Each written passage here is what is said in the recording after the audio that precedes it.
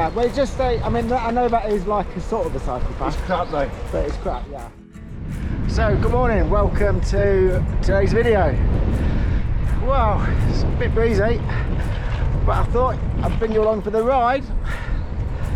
So I'm out today again with my good friend Mark. He's up there in front. He's always in front because, as you know, he rides everywhere at 19 miles an hour. But we're alongside the River Trent this morning, which is quite breezy today.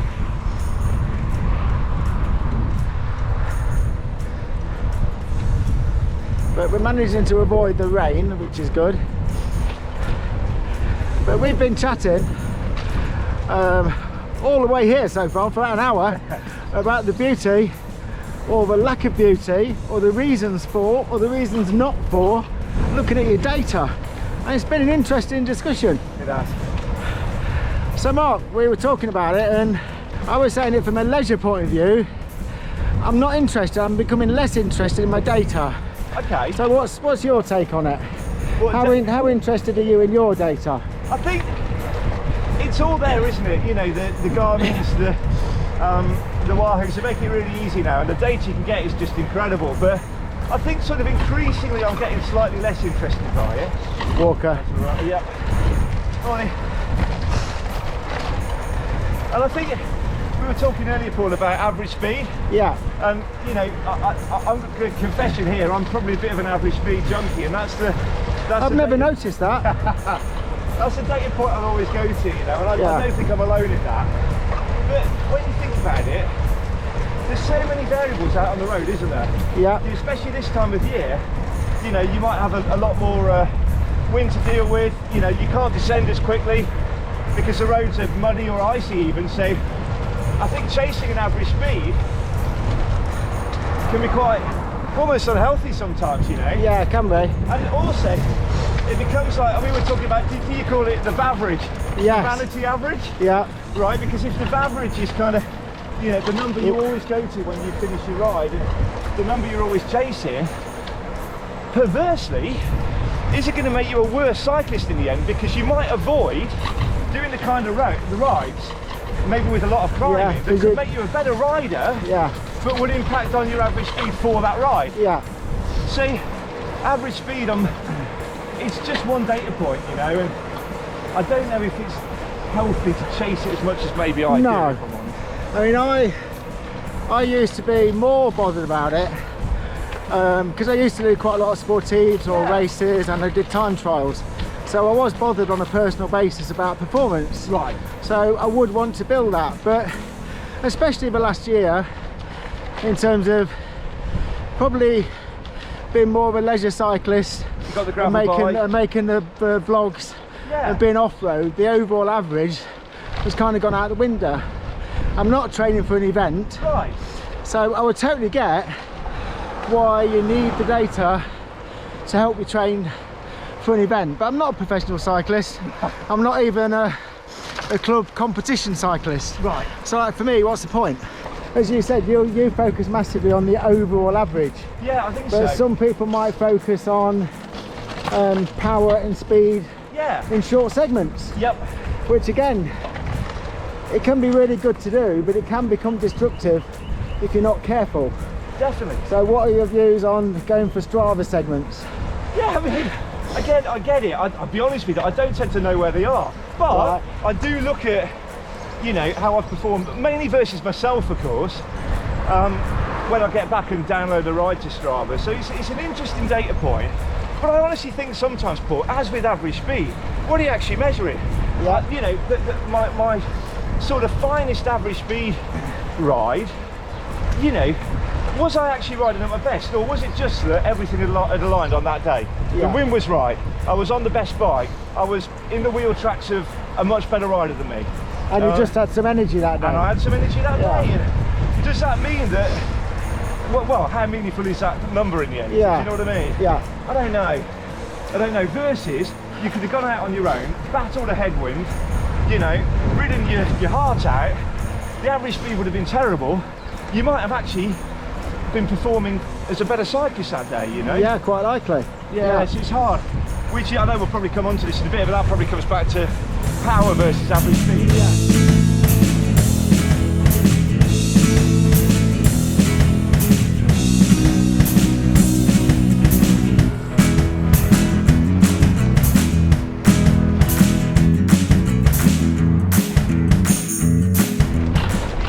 So Mark has some experience of the watt bike static trainers, and I've never ridden one, but another thing we were just talking about was how that they can be used as a tool. So their data that helps you as a tool to develop your cycling, which is a good thing to do. So Mark, what was your experience on that? Yeah, so hopefully I'll be back there at some point when they reopen, but Race Hub up at Six Hills have got a watt bike studio. Other watt bike studios are available, but the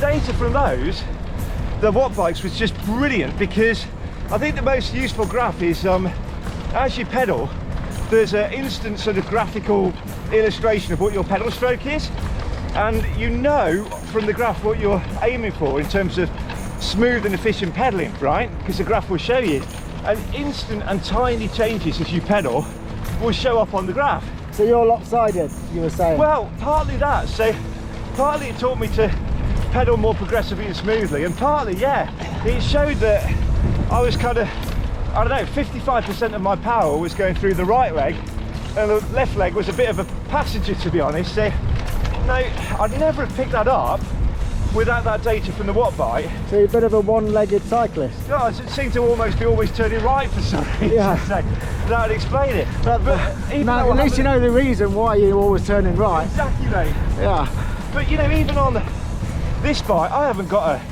a power meter or anything like that, but I can visualise so clearly, and I sometimes ride with that watt bike graph in my mind, chart in my mind. So learning that you did cycle that way, yeah, allowed you to adapt for it? Completely, because I know from the watt bike what adjustments I need to ride. It almost feels like I'm overcompensating now, to be honest with you, yeah. But I can do it because I know what I need to do.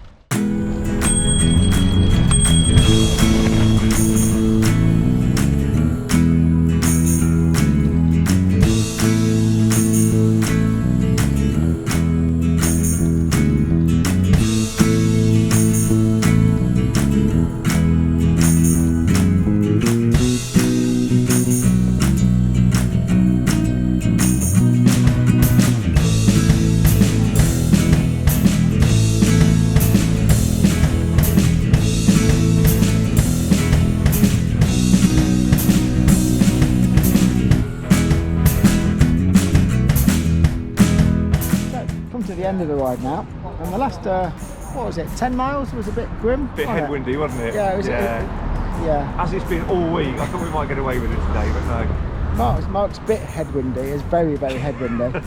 and I've knackered my back. It's really hurting me. I mean, loads of pain here. I can't move straight. I don't want you to feel sympathy or anything, but in fact, Mark's got no sympathy. A little bit. He's got a little bit. Yeah. And if you're punishing your bike, you put it in the stocks in.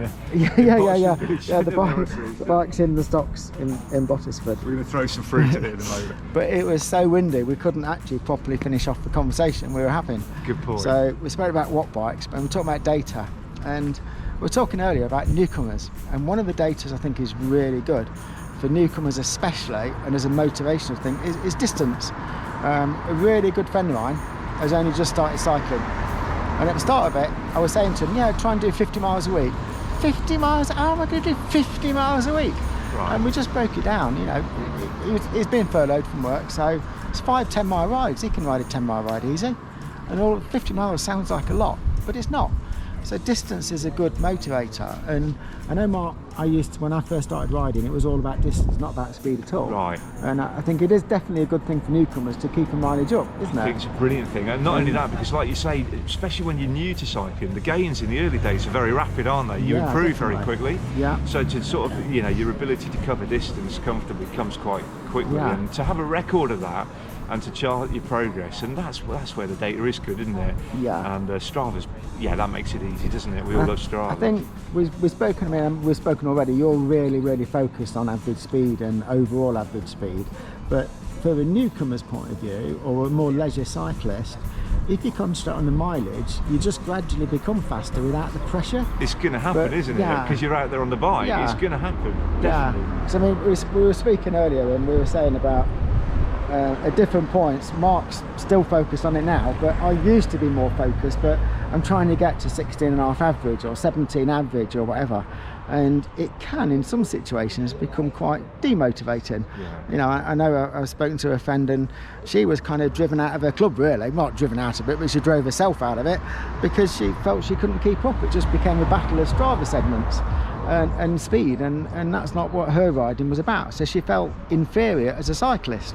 She was actually pretty quick, but she felt inferior, and I think that's true, isn't it? Like focusing too much on it can be demotivating. I think it can, and it's like we said as well, Paul, like, there's so many variables in cycling, you know, like we've just battled a headwind all the way back, so what's that going to do to your average speed? It's going to crucify it, and that's fine, you know, that's just nature, you can't change that. Well, we were best part of 2 miles an hour faster average at halfway point. Exactly. I think you're right. I think you're right. We were just under 17 at halfway point, and now we're down to 15. Yeah, which true. is still actually reasonable, to be fair. We're covering ground, aren't we? It's fine. You know, we've had a good ride, so there's nothing wrong with that. But you're right about, you know, Strava is, I suppose, like all social media, isn't it? There's that sort of element to it that you've got to be a bit mindful of and watch out for, and who you're really competing against ultimately. You know, we're not pros, are we? No. So I think it is a positive thing used carefully, but can become a negative thing. So I think overall, I think personally, unless you're competing, you can put yourself under too much pressure with data. If you're competing, you definitely need it. You're absolutely right, and there's probably a topic for another ride, Paul, which is about kind of using data to train in a more kind of intelligent way if you do want to get quicker, or if you do want to start competing. But that's one for another day. But I definitely see the value in that. That's what I want to do more, is maybe use data to train more cleverly, if that makes sense, and get more out of my riding. But you know, other than that, it's not something to obsess on, is it? No. So I'd be interested to know you guys' thoughts, so drop a comment below with your thoughts on data, how much you use it, do you use it, are you a data junkie, or what? Now you're chasing the average.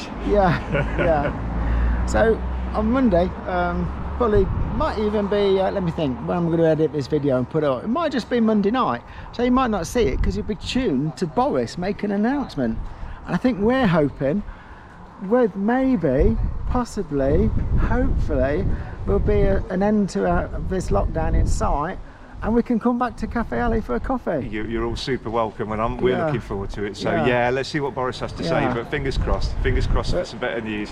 I'm not sure which is best, going out for a ride with Mark, or actually being able to go for a decent coffee at Cafe LA. I'm not sure which is best. I enjoy his company, but equally I enjoy his coffee. So I'm going to miss the riding at weekends, that's for sure. I'm going to squeeze a few more in while we can, hopefully. So we'll finish on that note and see you in a few days' time. So stay safe, and fingers crossed for an end to the lockdown in sight. Amen. Amen. Take care, everyone. Cheers. Bye for now. See you in a few days.